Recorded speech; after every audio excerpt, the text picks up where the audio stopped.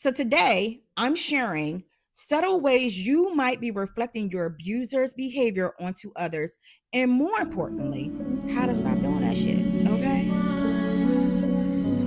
I keep trying for you. I gave you all the love I got. I gave you more than I could give. Hey guys, so in the last video I did, I spoke about how we struggle as a society to show up for victims who aren't likable. The mean girls, the girls who have explosive energy, the girls who are very emotional, very messy, very loud, very aggressive, right? It doesn't make them exempt from being victims.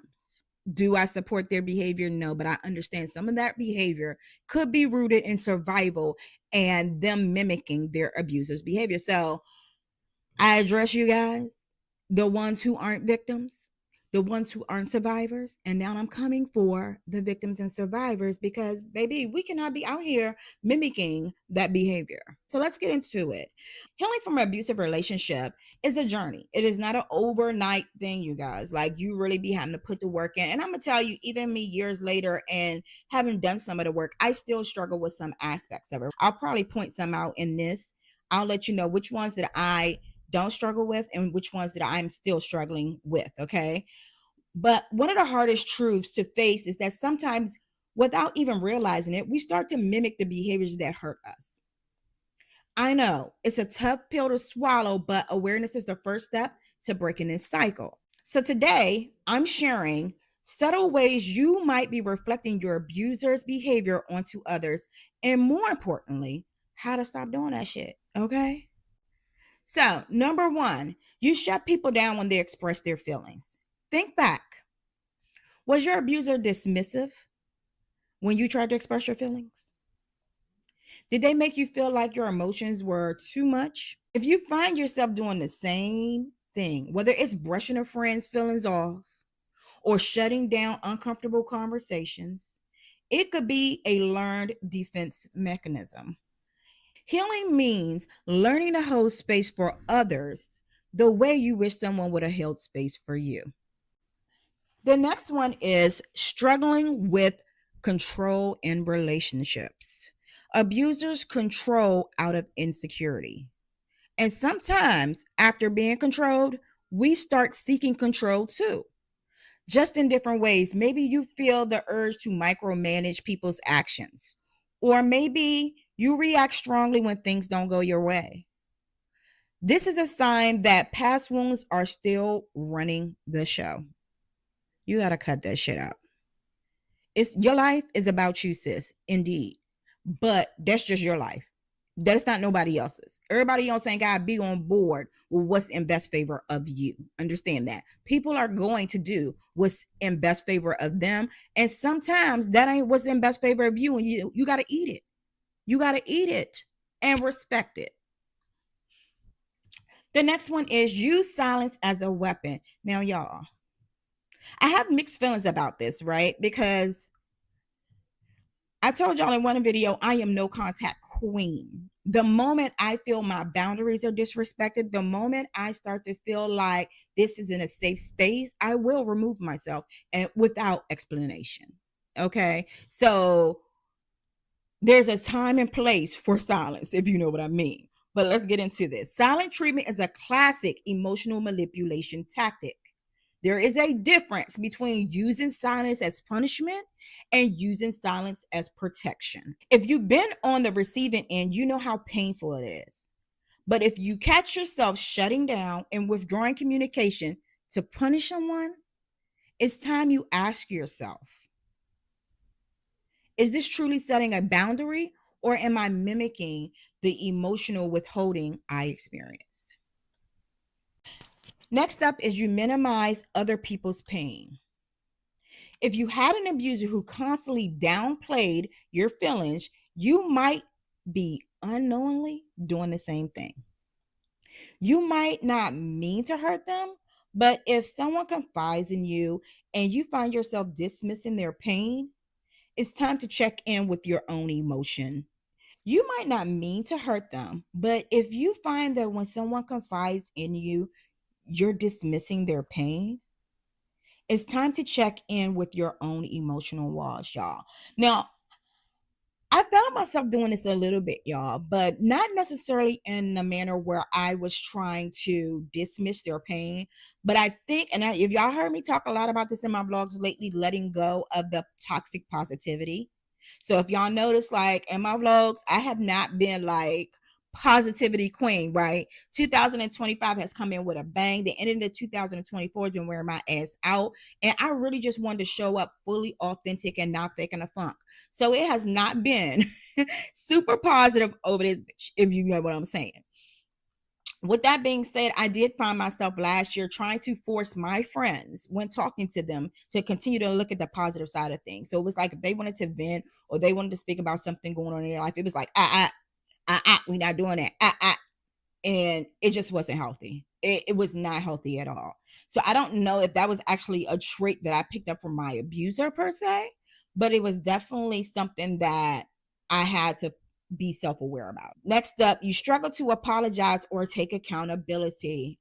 I don't have a problem with this. I honestly feel like being apologetic when you got to be self-aware though. If you are not aware of the shit you do, then you ain't gonna ever want to apologize. But I feel like apologizing is the first step to moving forward with anything.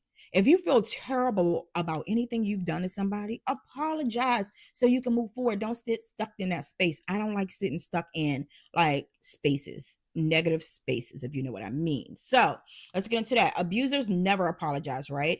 And sometimes after being blamed for everything, y'all know, if you're a victim or survivor, you know everything that goes wrong in an abuser's life is your fucking fault. We develop defensiveness as a shield. Growth means being able to say, I was wrong, I'll do better. Accountability is not a weakness, y'all. But again, I understand not wanting to say sorry because you've been saying sorry for years for some shit that had nothing to do with you just to keep the peace. Pay attention to that. Pay attention if you struggle now saying sorry or apologizing when you're wrong or lacking the ability to take accountability. Next up, you expect people to read your mind. Were you with someone who made you guess how they felt? Who punished you for not magically knowing not magically knowing what they needed? If you catch yourself doing the same thing, expecting people to just get it without clear communication, it might be a lingering trauma response. The antidote: speak your needs. Ask for clarity. Healthy love thrives off transparency. Last but not least, you project your past pain onto new relationships. Listen, it makes sense. When you've been hurt, your mind looks for patterns to keep you safe. But everyone is not your past abuser. Not everyone is out to harm you. Recognizing when your trauma is speaking instead of your intuition is a key part of healing. Also, y'all, I'm going to go into another video a little later about forgiveness. Self-forgiveness is the first step to building self-trust. Self-trust is needed to get past you projecting your pain onto new relationships. Hear me out. At some point in time, you have to learn and trust that you can choose better. People don't really factor in or consider the fear that a domestic violence victim has after they leave that relationship. The fear that I'm going to get into it again. The amount of work that it takes to rebuild that trust that I can trust myself to make a good decision. You get what I'm saying? So again, recognize if it's your trauma speaking or if it's your intuition. Build that self-trust so that becomes easier for you. Okay, so this video wasn't about shame. I just really want to help the girls who has experienced DV abuse, toxic relationships, to kind of take a moment of self-awareness and recognize what traits in themselves they may be portraying. Because if you continue to move in that way, it is self-betrayal. If this wasn't who you was before, then your abuser is doing exactly what they wanted to do and cause you to not recognize yourself. This is about awareness, growth, and breaking a cycle. Healing is messy, but you're doomed to repeat the past if you don't go through it. You have the power to change, to unlearn, and to become the person you were meant to always be. Bitch, become her. Become her. Okay? Let me know in the comments which one of these resonated with you most. And if you found this video helpful, don't forget to like, subscribe, and hit that notification bell for more healing content. Until next time, love yourself, protect your energy, and deal with life's bullshit with grace and gratitude, sis. I gave you all